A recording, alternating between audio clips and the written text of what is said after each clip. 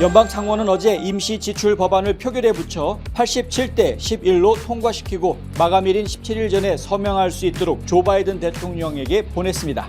공화당 전국위원회 위원장인 로나 맥데니얼이 보수주의자들로부터 사퇴하라는 비판을 받고 있음에도 불구하고 공화당 내부자들은 대선 기간 동안 그녀를 교체하는 것이 어려울 것이라고 말하고 있습니다.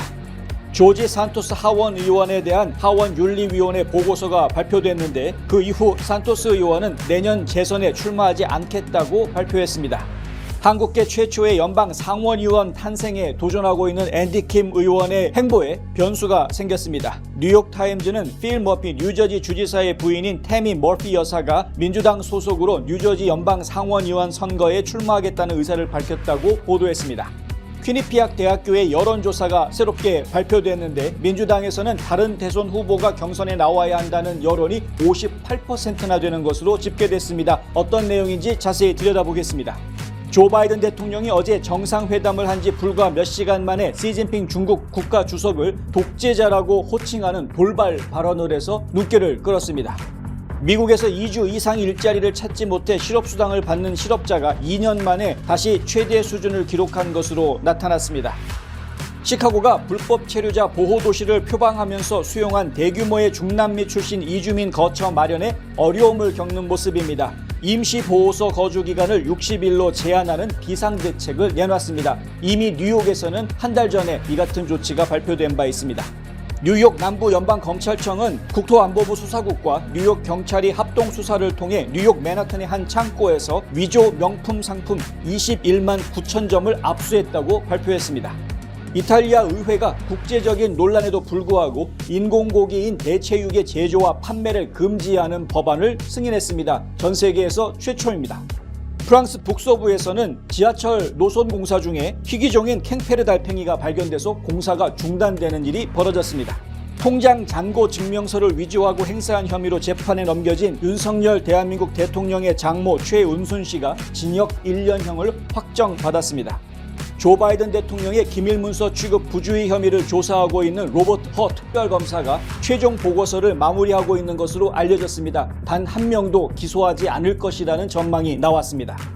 트럼프 전 대통령에게 내려진 함구령을 항소법원이 소송이 진행되는 동안 유예하라는 판결을 내놨습니다. 어떤 내용인지 홍성구의 뉴스브리핑에서 짚어보겠습니다. 탈모 샴푸, 머릿결은 포기해야 되나? 더나 플러스 모르나? 66가지 자연 유래 성분과 영양 성분으로 힘있는 모발에 세정력, 머릿결, 두피 건강까지 빠짐없이 다 잡았다. 자연을 담은 탈모 샴푸 더나 플러스. 더나 플러스 탈모 샴푸 미주 출시 기념 특별 세일. 500ml 샴푸 2통과 앰플까지 89불. 가까운 판매처에서 만나세요.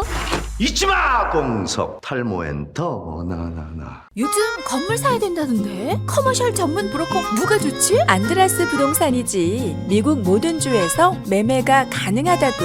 쇼핑몰, 리테일, 오피스 빌딩, 호텔, 웨어하우스. 누구라고? 유튜브에 안드라스윤 쳐봐. 이제는 철저히 준비된 전문성만이 수익성을 창출하는 시대입니다. 저 안드라스, 투자에 대한 답을 드리겠습니다. 안드라스 커머셜.com에 더 많은 정보가 있습니다. 안드라스 부동산 770-802-0688. 시청자 여러분 안녕하십니까? 11월 16일 목요일 NNP 뉴스 시작합니다. 첫 소식입니다. 연방상원은 어제 임시지출 법안을 표결에 붙여 87대 11로 통과시키고 마감일인 17일 전에 서명할 수 있도록 조 바이든 대통령에게 보냈습니다. 이로써 의원들은 2달 남짓한 협상 시간을 확보했습니다.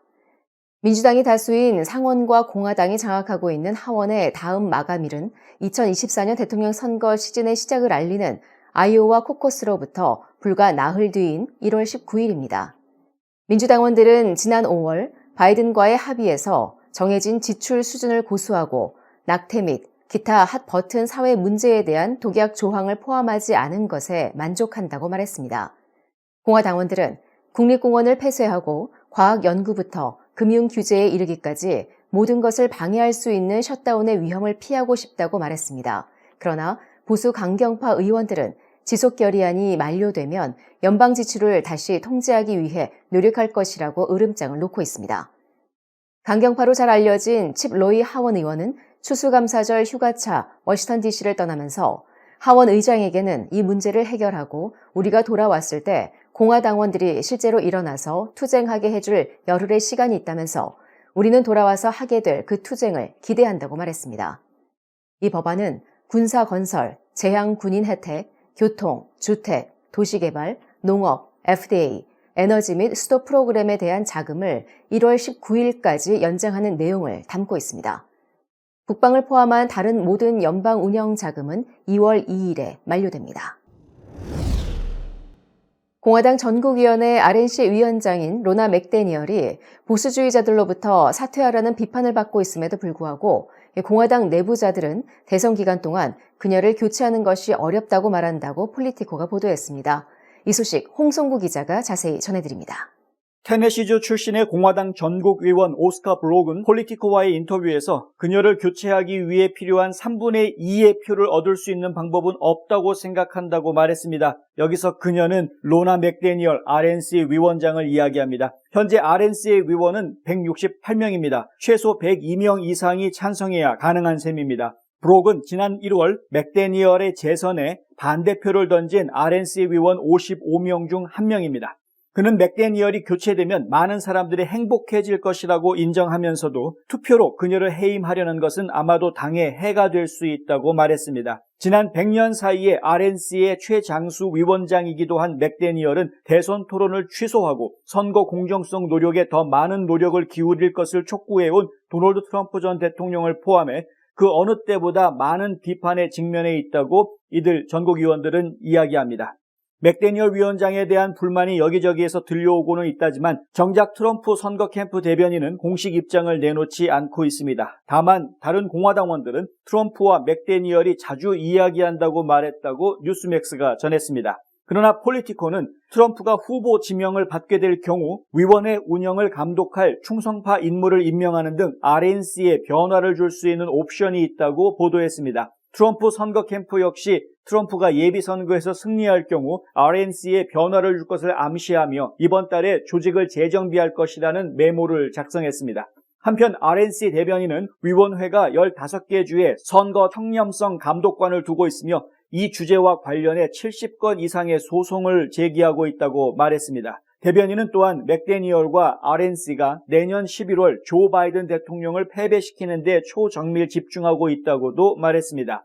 위원회는 또한 네바다, 엘라바마, 아이오와 캘리포니아, 노스캐롤라이나의 위원장들이 맥데니얼을 지지한다는 성명을 보내왔다고 밝혔습니다. 그러나 보수단체인 터닝포인트 USA는 트럼프가 RNC에서 리더십 교체를 추진할 것을 촉구하고 있습니다. 이 단체의 설립자 찰리 커크는 성명에서 RNC의 많은 구조적 문제를 바로잡을 시간이 아직 남아있지만 빨리 움직여야 한다고 말했습니다. 맥데니얼 사퇴 촉구 목소리는 지난주 버지니아, 켄터키, 오하이오에서 공화당이 패배한 이후 더욱 거세지고 있습니다. 버지니아 공화당 의장인 리치 앤더슨은 RNC가 공화당 선거에 대한 재정 지원 요청을 거부했다고 주장했습니다. 하지만 맥데니얼은 버지니아 관리들이 지난 여름 RNC에 현금이 필요하지 않으며 낙태 문제에 대해 민주당이 주에서 공화당보다 지출을 더 많이 했다고 알려왔다고 말했습니다. 연방의회 의원들도 맥데니얼에 반대하는 목소리를 내고 있는데 이번 주에는 공화당 대선 후보인 비벡 라마스와미의 선거 캠프가 로나 맥데니얼을 해고하라는 의미의 firerona.com 웹사이트를 개설하고 해임을 촉구하는 온라인 청원을 시작했습니다. 라마스와미는 세 번째 공화당 대선 후보자 토론에서도 맥데니얼을 공격하며 사퇴를 촉구한 바 있습니다. I think there's something deeper going on in the Republican Party here, and I am upset about what happened last night. We've become a party of losers at the end of the day. It was a cancer to the Republican establishment. Let's speak the truth. I mean, since Ronna McDaniel took over as chairwoman of the RNC in 2017, we have lost 2018, 2020, 2022, no red wave that never came. We got trounced last night in 2023. And I think that we have to have accountability in our party. 뉴스앤포스트 홍성구입니다. 조지 산토스 하원 의원은 오늘 하원 윤리위원회 보고서에서 그가 고의로 자신의 이력을 속이고 선거 자금을 유용하는 등 관련법을 위반한 상당한 증거가 있다고 밝히자 내년에 재선에 출마하지 않을 것이라고 말했습니다. 윤리위 보고서는 산토스 의원의 행동은 공개적으로 비난할 만하고 하원 의원의 품위를 떨어뜨리며 하원에 심각한 불명예를 가져왔다고 지적했습니다. 이에 대해 산토스는 X에 올린 게시물에서 결함이 있는 사람들에 의해 나는 돌에 맞은 것처럼 가만히 있지 않을 것이라고 말했습니다. 그러나 내 가족은 항상 언론의 공격을 받는 것보다 더 나은 대우를 받을 자격이 있기 때문에 2024년에 재선에 도전하지 않을 것이라고 말했습니다. 윤리위는 산토스가 지지자들로부터 받은 기부금을 개인 용도로 사용하는 등 선거를 자신의 금전적 이익을 확보하는 데 남용했다고 판단했습니다. 또 자신의 배경과 경력에 대해 거짓말을 했다고도 파악했습니다. 윤리위는 산토스의 거짓말은 이력서의 부정확성을 훨씬 넘어선다고 지적했습니다. 하원은 지난 1일 산토스 의원 제명안을 표결했으나 대다수 공화당 의원이 유죄가 확정되거나 윤리위의 공식 조사 결과가 발표될 때까지 제명할 수 없다고 주장한 탓에 부결됐습니다. 일각에서는 그를 의회에서 제명하려는 탄핵 노력이 탄력을 받을 것이라고 내다봤습니다. 다음 소식입니다. 한국계 연방 하원 의원인 앤디 킴의 연방 상원의원 도전에 변수가 생겼습니다. 뉴욕타임스는 필 머피 뉴저지 주지사의 부인 태미 머피 여사가 어제 민주당 소속으로 뉴저지주 연방 상원의원에 출마하겠다는 뜻을 밝혔다고 오늘 보도했습니다. 머피 여사는 주지사 부인 자격으로 공립학교의 기후변화 교육 강화와 영아 사망률 감소 운동 등을 펼친 바 있지만 선거에 출마한 적이 없는 정치 신인입니다. 다만 남편인 머피 주지사의 후광에 힘입어 내년에 열릴 뉴저지 상원의원 선거에서 유력한 후보 중 한 명으로 자리매김한 상태입니다. 지난달 현역 의원인 밥 메넨데스 상원의원이 뇌물을 받은 혐의로 연방 검찰에 기소된 뒤 실시된 여론조사에 따르면 앤디 킴 의원이 42%, 머피 여사는 19%의 지지를 기록했습니다. 메넨데스 의원 기소 직후 예비선거에 도전하겠다는 뜻을 밝힌 김 의원과 달리 머피 여사는 출마 선언을 하지 않았다는 점을 감안한다면 무시할 수 없는 지지율이라는 평가입니다. 실제로 머피 여사가 출마 선언을 하자마자 뉴저지주의 인구 밀집 지역인 허드슨 카운티 내 11개 도시의 시장과 주의원 9명이 지지를 선언했습니다. 또한 뉴저지 중부 서머시 카운티의 민주당 위원장도 지지를 선언했습니다. 다만 민주당 내 경쟁자들은 머피 여사가 40대까지 공화당원으로 활동한 경력을 문제 삼는 분위기입니다. 앤디 킴 의원은 머피 여사는 당적을 바꾼 이유에 대해 설명을 할 필요가 있다고 주장하고 있습니다. 우리 한인들의 정체는 무엇입니까? 우리가 자손들과 살아갈 땅임에도 불구하고 언젠가는 떠날 방문객처럼 살지는 않습니까? 우리는 이방인이 아닌 이 땅의 주인이 되어야 합니다. 우리는 반드시 이 나라에서 좋은 평판을 만들어야 되는데 이 나라와 우리 이웃과 우리 지역에서 도움이 되는 사람들로 부각이 돼야 됩니다. 좋은 이웃되기 운동이 여러분 곁에서 함께합니다. 가족, 미래, 행복, 꿈, 건강, 아름다운 삶, 슬기로운 보험 생활로 가능한 것들입니다. 박화실보험을 만나보세요. 자동차 보험, 집보험, 비즈니스 보험, 워커스컴, 생명보험, 의료보험은 물론이고 주택융자, 재융자, 자동차융자, 개인융자 등 은행 업무에 IRA, 401k, 애뉴이티 등 은퇴 및 재정 설계까지 모두 한 곳에서 도와드립니다. 100년을 한결같이 좋은 이웃으로. 보험의 중심에는 박화실보험이 있습니다. 조 바이든 대통령과 도널드 트럼프 전 대통령의 재대결로 굳어지고 있는 내년 대선 구도를 놓고 민주당과 공화당 지지층 내부에서 상반된 반응이 나오고 있습니다.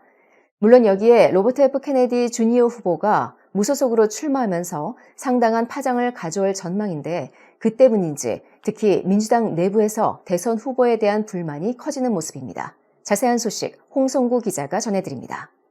퀴니피악 대학교가 지난 9일부터 13일까지 등록 유권자 1,574명을 대상으로 조사해 어제 발표한 결과에 따르면 현재 대선 후보 진용에 만족하느냐는 질문에 민주당 지지층의 39%만이 찬성한다고 답했습니다. 공화당 지지층에서는 긍정적인 답변이 67%에 달했습니다. 다른 후보가 경선에 참여해야 하느냐는 질문에는 공화당 지지층의 29%만이 그렇다고 답한 반면 민주당 지지층에서는 58%가 그렇다고 밝혔습니다. 무소속 유권자들 사이에서는 72%로 비율이 한층 높게 나왔습니다. 전체적으로는 응답자의 절반이 넘는 52%가 새로운 후보의 필요성에 손을 들었습니다. 오늘 대선이 치러진다면 바이든 대통령과 트럼프 전 대통령 중 누구를 지지하겠느냐는 질문에는 트럼프 전 대통령이 48%, 바이든 전 대통령은 46%로 오차 범위 안에서 트럼프 대통령이 앞서는 것으로 나왔습니다. 해당 조사에서 트럼프 전 대통령이 바이든 대통령을 앞선 것은 이번이 처음이라고 대학 측은 밝혔습니다. 무소속 후보인 로버트 F. 케네디까지 포함한 3자 대결 시에도 트럼프 전 대통령은 38%의 지지율을 기록해 37%를 받은 바이든과 21%를 받은 케네디 후보를 앞섰습니다. 비록 바이든을 앞섰다고는 하지만 오차 범위 내에서 앞선 것이었고 더욱 눈에 띄는 것은 케네디 후보가 21%라는 무소속 후보로는 매우 높은 지지율을 얻고 있다는 점입니다. 한편 RFK 주니어 후보는 뉴스 스테이션에 출연해 자신이 앞서 실시된 뉴욕타임즈와 시에나 여론조사에서 24%의 지지율을 받았다는 점을 내세웠습니다. 그는 특히 젊은 유권자들 사이에서 자신이 트럼프와 바이든을 둘 다 이겼다고 강조했습니다. 실제로 지난 1일 발표된 퀴니피악 여론조사에 따르면 바이든, 트럼프, 케네디 3자 대결에서 18세부터 34세 유권자 층에서는 케네디 후보가 38%를 얻어 32%를 받은 바이든과 27%에 그친 트럼프보다 더 높은 지지율을 받은 것으로 나타났습니다. I'm beating President Biden and President Trump among young people, people under 45. I beat them both. I beat them by 10 points on average, people under 36. I'm beating them with independent voters decisively. So, I'm in a better place now than any independent candidate in history for 100 years. 기성 언론들은 아직도 양자 구도의 여론조사를 언급하고 있지만 현실은 무소속과 제3당 후보가 출마하는 다자 구도를 염두에 두어야 할 때입니다. 뉴스앤포스트 홍성구입니다. 조 바이든 대통령이 어제 정상회담을 한 지 불과 몇 시간 만에 시진핑 중국 국가주석을 다시 독재자로 호칭하는 돌발 발언을 했습니다. 어제 샌프란시스코 인근 우드사드에서 열린 미중 정상회담 이후 단독으로 진행한 기자회견에서 바이든 대통령은 이날 예정됐던 질문을 마무리한 뒤 회견장을 나서다 쏟아지는 질문에 두 차례 멈춰서서는 기자들의 추가 질문에 답변하고 나섰습니다. 마지막에 한 기자가 시 주석과 회담 이후에도 여전히 독재자로 보느냐는 질문에 바이든 대통령은 알다시피 그는 그렇다라면서 그는 우리와는 전적으로 다른 형태의 정부에 기초한 공산주의 국가를 운영하는 사람이며 그런 측면에서 그는 독재자라고 답했습니다. President, after today, would you still refer to President Xi as a dictator? This is a term that you used earlier this year. Well, look, he is. I mean, he's a dictator in the sense that he is a guy who runs a country that is a communist country that is based on a form of government totally different than ours. 이 같은 답변이 나오자 장내에 있던 토니 블링컨 국무장관의 표정이 굳어지는 모습이 화면에 잡혀 소셜미디어에 회자되기도 했습니다. 공식적으로 백악관은 미중 정상회담이 성공적이었다는 평가를 내놨지만 중국 외교부는 바이든의 발언에 대해 질책하고 나섰습니다. 마오닝 중국 외교부 대변인은 이번 발언은 극도로 잘못됐고 무책임한 정치적 조작이라며 미중 관계를 선동하고 훼손하려는 은밀한 동기를 가진 사람들이 늘 있기 마련이고 그들은 반드시 실패할 수밖에 없다는 점을 지적해야 한다고 덧붙였습니다. 다음 소식입니다. 미국에서 2주 이상 일자리를 찾지 못해 실업수당을 받는 실업자가 2년 만에 최대 수준을 기록한 것으로 나타났습니다. 오늘 연방노동부 발표에 따르면 지난주 신규 실업수당 청구 건수는 23만 1000건으로 한 주 전 대비 13,000건 증가했습니다. 이는 전문가 전망치인 22만 2000건보다 높은 수치입니다. 최소 2주 이상 실업수당을 신청하는 계속 실업수당 청구 건수는 186만 5천 건으로 직전 주 대비 3만 2천 건 증가했습니다. 이는 2021년 11월 말 이후 2년 만에 가장 높은 수치이며 지난 9월 셋째 주 이후 8주 연속 상승세를 지속하고 있습니다. 이는 기존 실직자들이 일자리를 새로 구하는데 어려움이 커지고 있음을 시사합니다. 연준은 노동시장 과열이 인플레이션 고착화를 초래할 수 있다고 보고 고용 관련 지표를 눈여겨보고 있습니다. 시카고시가 성역도시, 즉 불법 체류자 보호도시를 표방하며 수용한 대규모의 중남미 출신 이주민 거처 마련에 어려움을 겪는 가운데 임시보호소 거주 기간을 60일로 제한하는 비상대책을 내놓았습니다. 브랜든 존슨 시카고시장은 어제 시카고가 인도주의적 위기에 당면해 있다면서 남부 국경지대에서 시카고로 이송된 중남미 출신 이주민들이 시가 제공한 임시보호소에 거주할 수 있는 기간을 최대 60일까지로 제한하겠다고 발표했습니다. 존슨 시장은 이번 조치로 인해 망명 희망자들은 속히 일자리를 찾으려 더욱 노력하게 될 것이라며 최종 목표는 시스템을 통해 그들이 자립과 경제적 안정을 갖도록 하는 것이라고 말했습니다. 존슨 시장은 취임 이후 처음 내놓은 167억 7천만 달러 규모의 내년 예산안이 시의회 승인을 얻은 후 이같이 밝혔습니다. 이 예산안에는 이주민 지원 예산 1억 5천만 달러가 포함되어 있습니다. J.B. 프리츠커 일리노이 주지사는 오늘 시카고 이주민 문제 완화를 위해 1억 6천만 달러를 추가 지원하겠다고 밝혔습니다. 이로써 시카고의 중남미 출신 불법 입국자들이 이송되기 시작한 작년 8월 이후 일리노이주가 지원한 금액은 총 6억 1천만 달러로 늘게 됩니다. 앞서 뉴욕시도 지난달 임시보호소 거주 기간을 60일까지로 제한한다고 공표한 바 있습니다. 진품이었다면 10억 3천만 달러로 추산되는 명품 브랜드의 위조 상품들이 뉴욕의 한 창고에서 압수됐습니다. 뉴욕 남부연방검찰청은 오늘 연방국토안보부 수사국과 뉴욕경찰이 합동 수사를 통해 뉴욕 맨하탄의 한 창고에서 위조 상품 21만 9천 점을 압수했다고 밝혔습니다. 지금껏 미국의 각종 위조 상품 관련 사건 중에서도 최대 규모의 압수품이라는 것이 검찰의 설명입니다. 검찰은 위조 상품 압수와 함께 2명의 용의자를 체포해 위조 상품 판매 등의 혐의로 기소했습니다. 뉴욕의 위조 상품 거래 조직 운영자인 것으로 알려진 이들이 유죄 판결을 받을 경우 최대 10년형까지 가능합니다. 이들이 위조 상품을 보관했던 맨하탄의 창고는 대량으로 운송된 상품이 개별 판매원들에게 배분되는 일종의 물류 중심지 역할을 했던 것으로 알려졌습니다. 전 세계에서 관광객이 몰리는 뉴욕에선 차이나타운 등 주요 관광지뿐 아니라 맨하탄 중심가 거리에서도 위조 상품이 불법으로 판매되고 있습니다. 뉴욕 경찰은 성명을 통해 경찰과 연방 정부는 위조 상품 문제를 심각하게 보고 있다며 기업과 소비자에게 해악을 끼치는 위조 상품에 대해선 엄격하게 대응할 것이라고 밝혔습니다. 이탈리아 의회가 국제적인 논란에도 불구하고 인공고기인 대체육의 제조와 판매를 금지하는 법안을 승인했습니다. 이탈리아 하원은 목요일 이 법안을 찬성 159표, 반대 53표, 기권 34표로 가결했다고 이탈리아 안사통신이 보도했습니다. 지난 10월 상원에 이어 이날 하원에서도 통과되면서 이제 이 법안은 세르조 마타렐라 대통령의 최종 서명만을 남겨두게 됐습니다. 이 법안은 실험실에서 동물의 세포를 배양해 만든 대체육의 생산과 판매, 또 수입과 수출을 금지하는 내용을 담고 있습니다. 이탈리아에서 자연적인 방식으로 생산되는 육류에 대한 가치를 훼손하지 않겠다는 취지입니다. 위반 시 최대 15만 유로의 벌금을 물게 되며 최대 3년 동안 공적 자금 지원을 받을 권리를 상실하게 됩니다. 해당 식품을 생산한 공장은 폐쇄될 수 있습니다. 법안을 지지하는 이들은 인위적인 기술로 만든 제품이 상용화되면 이 기술을 가진 다국적 기업 등은 이득을 얻겠지만 전통 농가는 경제적 타격을 입는다고 지적하고 있습니다. 반면 환경단체들은 이 법안이 농업, 특히 축산업에서 배출하는 온실가스를 제한하기 위한 시대적 흐름에 역행한다고 반발해왔습니다. 다음 소식입니다.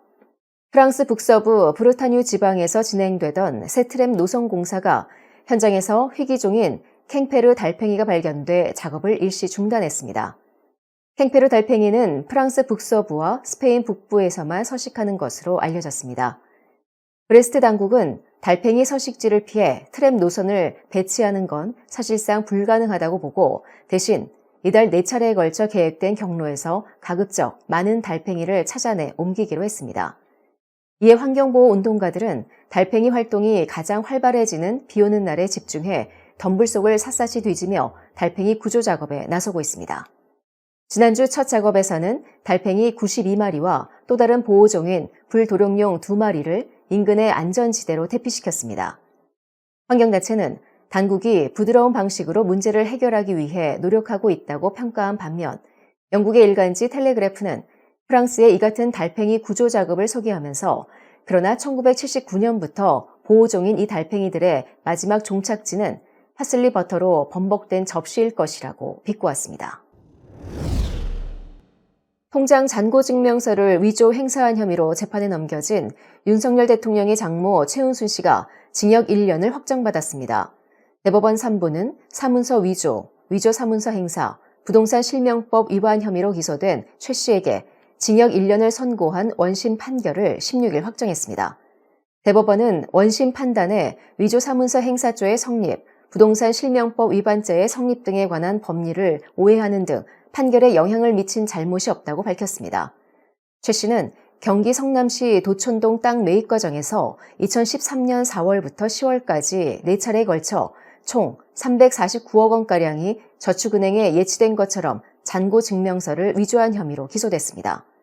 이렇게 위조된 100억 원 상당의 잔고 증명서 한 장은 2013년 8월 도촌동 땅 관련 계약금 반환 청구 소송을 제기하는 과정에서 법원에 제출됐습니다. 최 씨는 2013년 10월 도촌동 부동산을 매수하면서 공범인 안모 씨의 사위 명의를 빌려 계약하고 등기한 혐의도 받았습니다. 1, 2심 법원은 최 씨의 혐의를 전부 유죄로 인정해 징역 1년을 선고했습니다. 2심 재판부는 지난 7월 충분히 방어권이 보장됐으며 죄질이 매우 나쁘다며 최 씨를 법정에서 구속했습니다.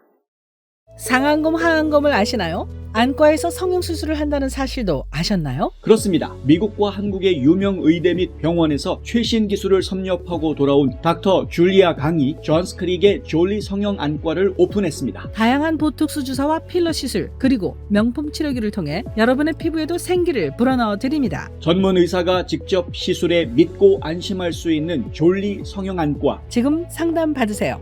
770-629-0600 화장품 백화점 미쓰이 화장품 인터넷 주문도 가능합니다. 고객의 꿈을 실현하는 은행 메트로시티은행. 한 곳에서 시작되는 안정된 미래 선의너 보험.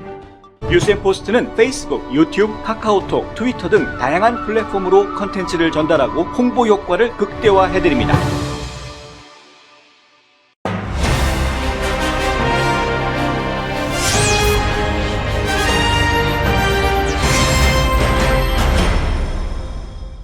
이 한국계 특검 해가지고 저희가 좀 관심을 특별히 많이 가졌던 로버트 허 특검, 조 바이든 대통령의 기밀문서 유출 사건을 지금 수사를 해왔는데요.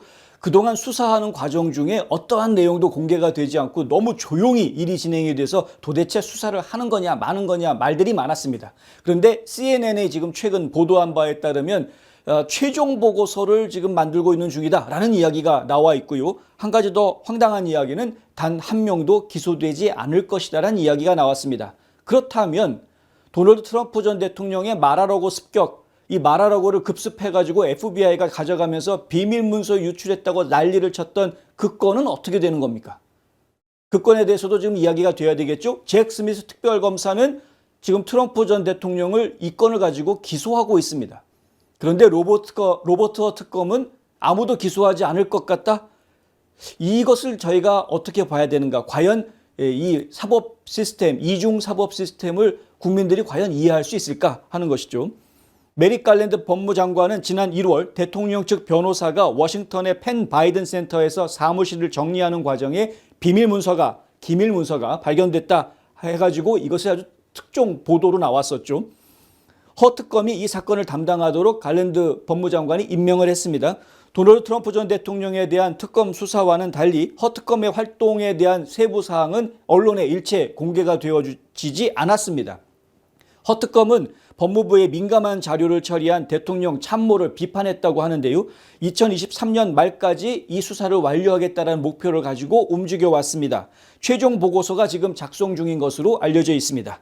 바이든의 변호사가 몇 달 전에 문서를 발견했다는 1월 보도는 바이든 자신이 2022년 8월 마라라고 급습 사건 이후 기밀 자료를 잘못 취급했다는 혐의로 트럼프를 가혹하게 비판해왔던 정치권의 판도를 완전히 뒤집어 놓는 일대 사건이 돼버렸습니다. 그래서 알고 봤더니 역대 대통령들이 전부 다 똑같은 문제가 있었다. 뭐 이런 이야기가 나왔고요. 심지어는 마이크 펜스 전 부통령도 기밀 문서를 집에 가지고 있는 게 발견이 됐다. 이런 이야기까지 나왔었죠.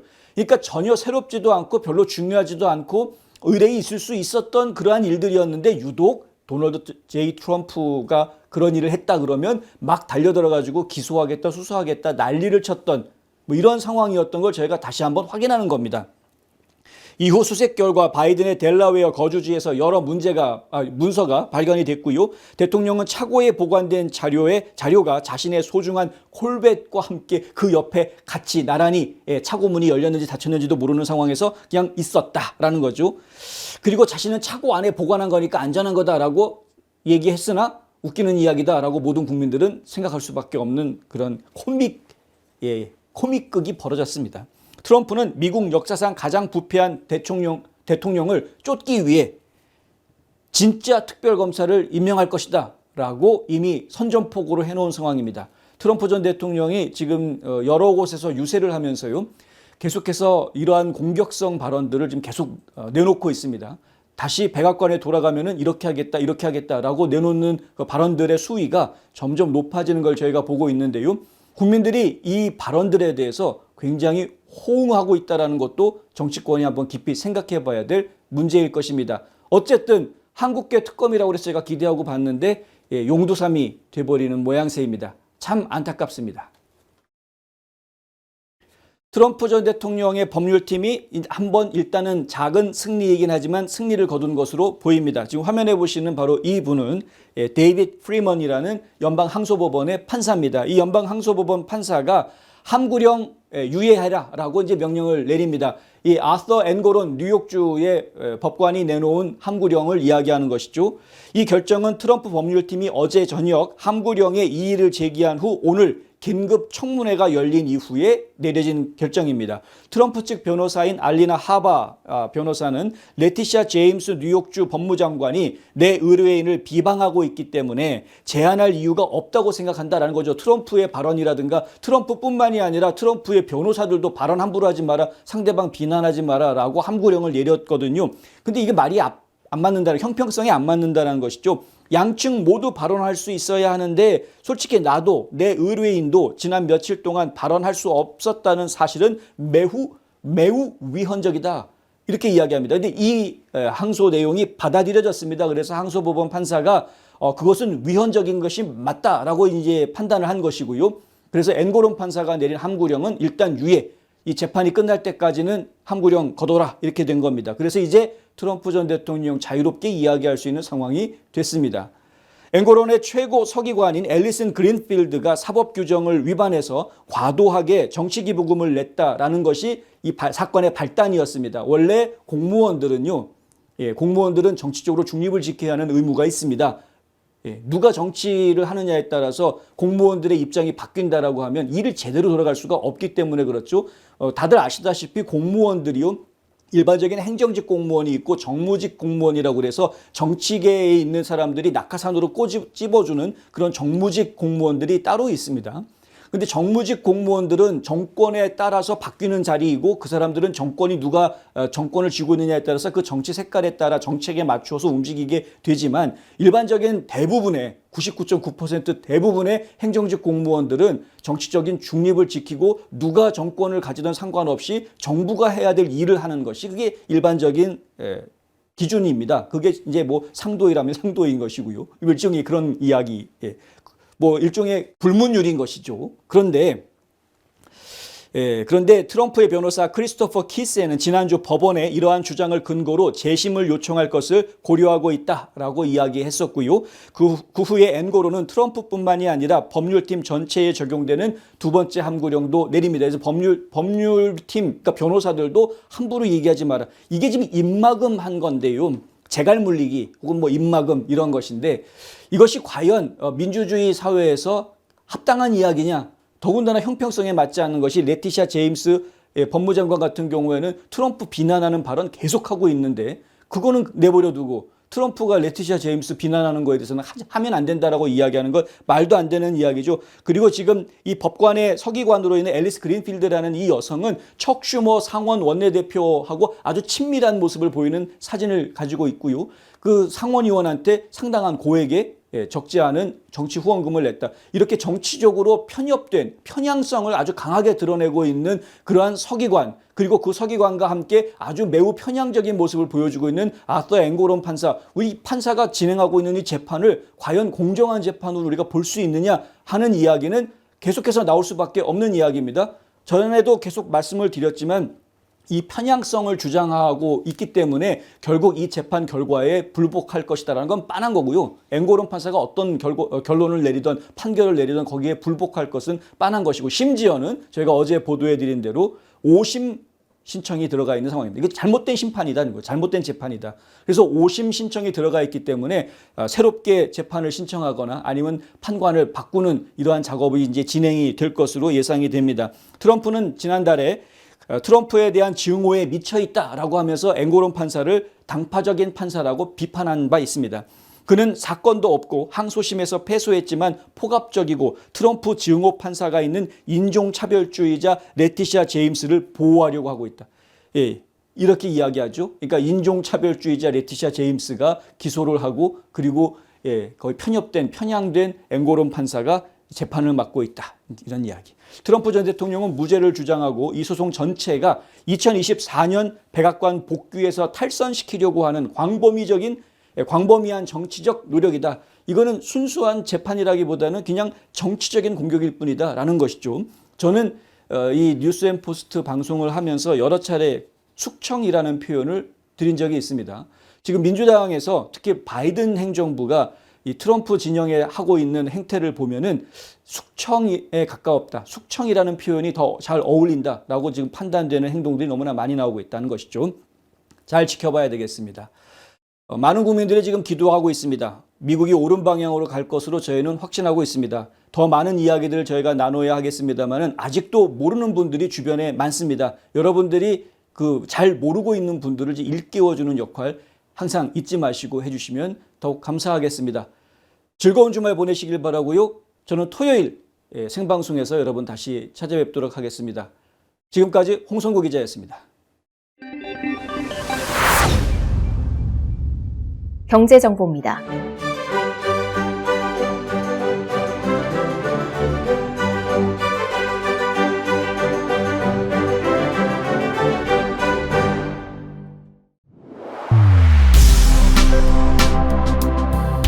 날씨 정보입니다.